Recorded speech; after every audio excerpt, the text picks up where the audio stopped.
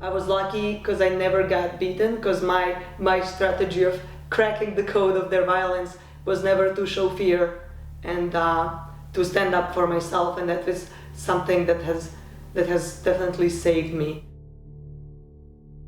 They like to exclude people who are different because they like to define what a proper Serbian means to them, and a proper Serbian is heterosexual, a proper Serbian is Orthodox Christian, proper Serbian, goes to church, is tied to the family, and so on. One of the, I think, things that I'm most proud of was at first the websites that we built for our first kind of radical queer group that we started, that was not just about LGBT rights, but recognizing that intersectionality between different types of oppression and all these systems of control, which is how our society works.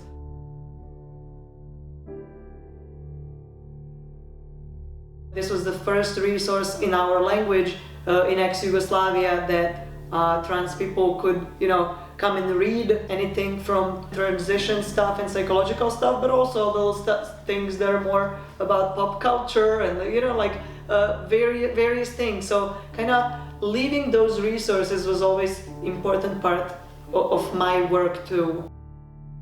Meseci kasnije, na Antifa festivalu u Zrenjaninu, dešava se diskusija o zbivanjima u Novom Sadu, pričamo o homofobiji, javlja se neki lik iz publike i kaže: ali što mi da zovemo pedere na naše skupove kada zbog njih nacisti hoće da nas stupaju? Samo da se ne volim. I got a call one day from a journalist saying that they heard that there's this clandestine gay festival happening for the 4th or 5th year in a row, and so I had to talk to them and explain to them, please do not publish this. Publishing this means that somebody's gonna come and try to beat us up. Of course, the very next day we were headline in that newspaper, of course, followed with images of gay pride that has happened in 2001 that ended up in blood because there were thousands of neo-Nazis and other nationalists who came to beat people up.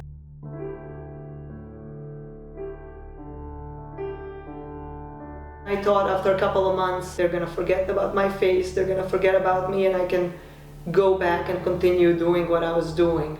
I came back 3 months later, and my life just came back to that level of not being able to freely walk around. I was literally getting death and rape threats.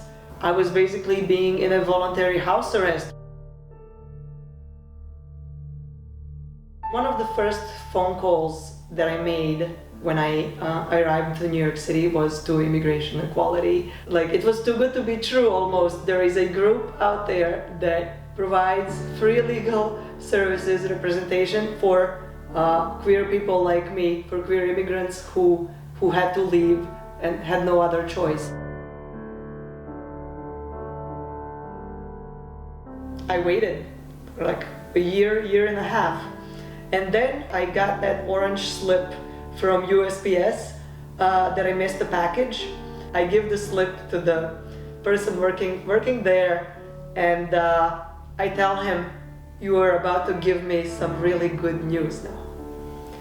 And I, at that point, my hand was shaking like this, and I took the envelope, I just stepped out on the street and opened it, and just that one thing, the 2 words that I saw, asylum approval. The relief that I felt was nothing, that I've ever felt before, just knowing that, okay, like, this is it. I can stay here and I can build my life. I started, I started jumping, I started screaming and laughing at the same time. People were asking me, is everything okay? And I was like, yes, everything is so much okay.